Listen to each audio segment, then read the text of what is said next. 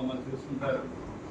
అయితే యాక్చువల్గా దేవుని కృప వలన రెగ్యులర్గా ఎవరు సాయం చేయలేకైనా ఏదో కనీసం సంవత్సరంకి ఒకసారైనా ఏదో మంచి కార్యం చేయాలి, అది మదర్ జ్ఞాపకార్థం చేయాలి అనే తలంపుతోని దేవుడు ఇచ్చిన అవకాశాన్ని బట్టి మీ అందరితో కలిసి ప్రార్థన చేసుకోవడానికి దేవుడు మంచి అవకాశం ఇచ్చాడు.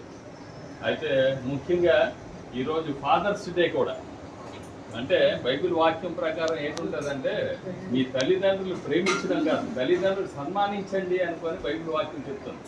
అంటే ప్రేమించడం వేరు, సన్మానించడం వేరు. అంటే మనుషులు బ్రతికుండేటప్పుడు కొందరు బాగా చూస్తారు, చనిపోయిన తర్వాత బాగా చూడరు.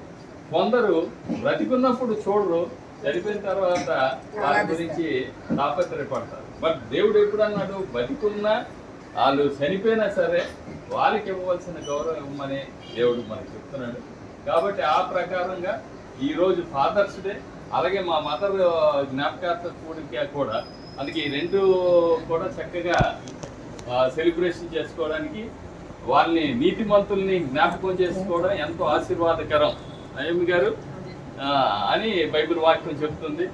కాబట్టి మనం అందరం కూడా వాళ్ళని, మన తల్లిదండ్రులు మనం జ్ఞాపకం చేసుకునేటప్పుడు, వారు కూడా పరలోకంలో ఉండేటప్పుడు దేవుడు కూడా ఒక అవకాశాన్ని ఇస్తాడట.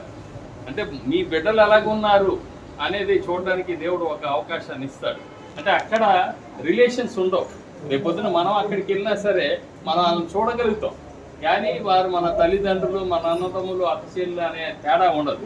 అందరూ కూడా మహిమ శరీరంతో మనం అందరం ఉంటాం అన్నమాట. అందుకే అక్కడ నిత్యము సంతోషము, ఆనందం అక్కడ ఉంటాయి. అయితే ఇక్కడ మనం ఉన్నంత కాలం కూడా మనం కూడా చక్కగా ఒక నీతిగా, న్యాయంగా సత్క్రియలు చేస్తూ మనం ఈ లోకంలో బతికినప్పుడు దేవుని సన్నిధికి మనం కూడా చేరగలుగుతాం. అటువంటి సత్క్రియలు మనందరం చేసుకుని దేవుని దగ్గరికి వెళ్తాం. అయితే బైబిల్ వాక్యం మత్తయి సువార్తలోని ఈరోజు మా చర్చిలో కూడా అదే వాక్యం చెప్పారు. మన పిల్లలకి మనం ఎంతో చక్కగా చూస్తాం. మనకన్నా దేవుడు మనల్ని బాగా చూస్తాం. దేవుడు సర్వవ్యాధి అయిన దేవుడు, ఇక్కడ ఉంటాడు, అక్కడ ఉంటాడు, మొత్తం సమస్తం దేవుడు ఉంటాడు అనమాట. మన పిల్లలకే మనం వాళ్ళు మనకి ఏదైనా కావాలి అనేటప్పుడు మనం వారికి ఆహారం తీరుస్తాం.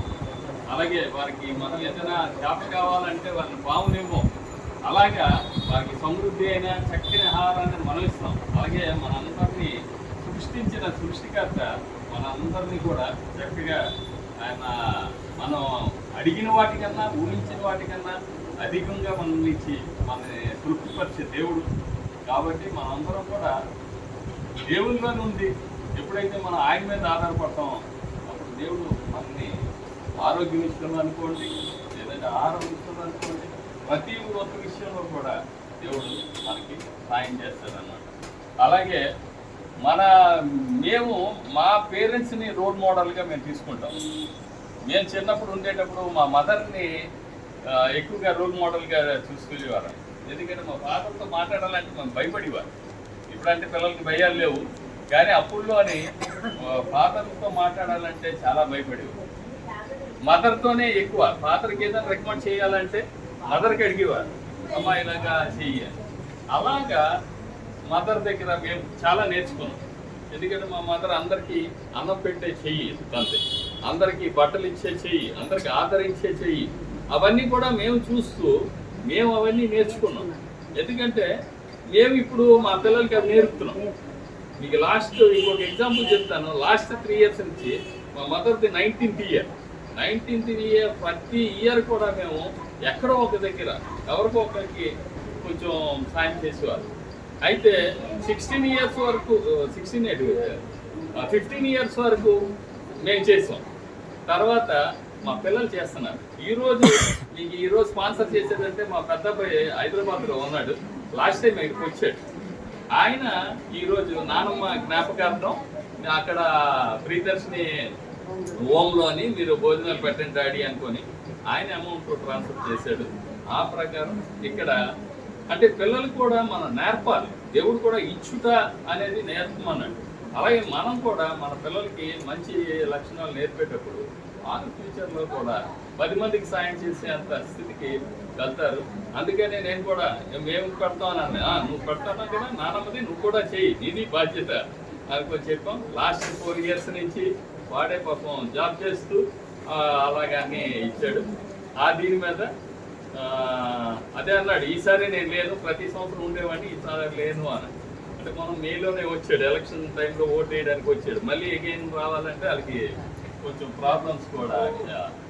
దీని మీద ఈరోజు మేమందరం మా సిస్టర్, మా వదిన గారు, మా బావ గారు, మా అన్నయ్య, మా మిస్సెస్, వీళ్ళందరూ అనమాట. మా చిన్న అబ్బాయి వీడు, ఈయన కూడా జాబ్ చేస్తున్నాడు. మేము దేవుడి పని చేస్తాం. దేవుడి పని మేము చేసినప్పుడు మా బిడ్డల కోసం మేము ఉద్యోగాల గురించి కూడా మేము చేయలేము. మేము ఓన్లీ ప్రార్థన చేస్తాం. దేవుడే బిడ్డలకి చక్కని ఉద్యోగాలు ఇచ్చారు. పెద్ద అబ్బాయికి అమెజాన్లో జాబ్ ఇచ్చారు. చిన్నోడికి ఇక్కడ వైజాగ్లోనే WNSలో జాబ్ చేస్తున్నాడు. ఇవన్నీ దేవుని కృప. మనం ఎప్పుడైతే దేవునిలో ఎదుగుతామో, దేవుని మీద ఆధారపడతామో, మన అవసరతలు అక్కర్లు అన్నీ కూడా దేవుడు దయచేస్తాడు. కాబట్టి మీ హోమ్ గురించి కూడా మేము చక్కగా ప్రార్థన చేస్తాం. ఇక్కడ ఉన్న వాళ్ళందరూ మంచి ఆరోగ్యంగా ఉండాలి, ఎటువంటి ఇబ్బందులు ఉండకూడదు. ఈ ఏజ్లో ఇవన్నీ కొన్ని కామన్, అంటే శ్రమలు, ఏదైనా ఇబ్బందులు అవన్నీ కామన్. కానీ అప్పుడు వాటిలో నుంచి దేవుడు మీకు విజయాన్ని ఇవ్వాలి, విడుదల ఇవ్వాలి, మీకు సంతోషం ఇవ్వాలి. అటువంటి కృప దేవుడు ఇవ్వాలని మేము ఎప్పుడు ప్రార్థన చేస్తాం. అలాగే ఇప్పుడు కూడా ఒక చిన్న ప్రార్థన చేసుకుందాం. ప్రేమగల మా తండ్రి, కృపగల దేవా, యేసయ్య మీకే స్తోత్రం. ఆయన మంచి దేవుడు, గొప్ప దేవుడు, అద్భుతకరుడు, ఆశ్చర్యకరుడు. నీ పాదాలకి వందనాలు, స్తుతులు, స్తోత్రాలు ఆయన. తండ్రి, ఈ సాయంకాల సమయంలో ప్రియదర్శిని హోంలోని నీ బిడ్డలతో కలిసి తండ్రి యేసయ్య మేము ప్రార్థన చేయడానికి మీరు ఇచ్చిన కృపను బట్టి నీకు వందనాలు, స్తుతులు, స్తోత్రాలు.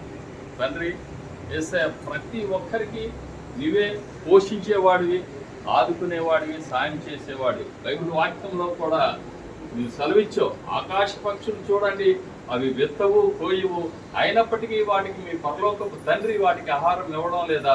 మీరు వారికంటే శ్రేష్ఠులు కాదా మీకు నేను చూడనా అనుకొని బైబిల్ వాక్యం సెలవిస్తుంది. అట్టి రీతిగా మమ్మల్ని అందరినీ కాచి కాపాడేవాడు నీవే తండ్రి. నీకు వందనాలు, స్తుతులు, స్తోత్రాలు. ముఖ్యంగా ఈ హోంలో ఉన్న ప్రతి ఒక్క బిడ్డని పేరు పేరున నీ చేతులకు అప్పగిస్తున్నాను. ప్రతి ఒక్కరికి మంచి ఆరోగ్యాలు, ఆయుష్కాలాలు దయచేయమని ప్రార్థిస్తున్నాను.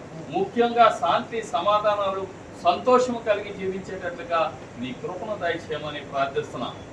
ఇప్పుడే సిస్టర్ నయోమి గారు కూడా చెప్పారు, బలహీనముగా ఉన్నాను, నా గురించి ప్రార్థన చేయండి అని కూడా అన్నారు. ఇప్పుడే యేసు నామములోనే వారికి విడుదల దయచేయమని ప్రార్థిస్తున్నాం. మంచి ఆరోగ్యం, మంచి శక్తిని దయచేయమని ప్రార్థిస్తున్నాం. అలాగే ఇక్కడ ఎంతమంది బిడ్డలు ఉన్నారో వారు ఎటువంటి ఇబ్బందికర పరిస్థితుల్లో ఉన్నా, అనారోగ్యాల్లో ఉన్న వారందరికీ ఇప్పుడు మీరు ముట్టి స్వస్థపరచమని ప్రార్థిస్తున్నాం. ఎందుకంటే స్వస్థపరిచే యెహోవా నేను అని మీరు సెలవిచ్చారు. అట్టి రీతిగా బిడ్డలను ఆశీర్వదించమని ప్రార్థిస్తున్నాం తండ్రి. తండ్రి, మేము కూడా ప్రతిరోజు చేయలేని పనిని సంవత్సరంకి ఒక్కసారైనా మా తల్లిదండ్రులు జ్ఞాపకం ఉంచుకొని చక్కగా బిడ్డలతో కలిసి వీరికి కూడా ఏదో మాకు తోచిన సాయం చేయడానికి మీరు ఇచ్చిన కృపను బట్టి మీకు వందనాలు, స్తుతులు, స్తోత్రాలు నాయన. తండ్రి యేసయ్య, అలాగే నీ మీద ఆధారపడేటప్పుడు, నిన్ను ప్రార్థించేటప్పుడు నువ్వు ఎప్పుడు కూడా మమ్మల్ని విడిచిపెట్టే దేవుడు కావు.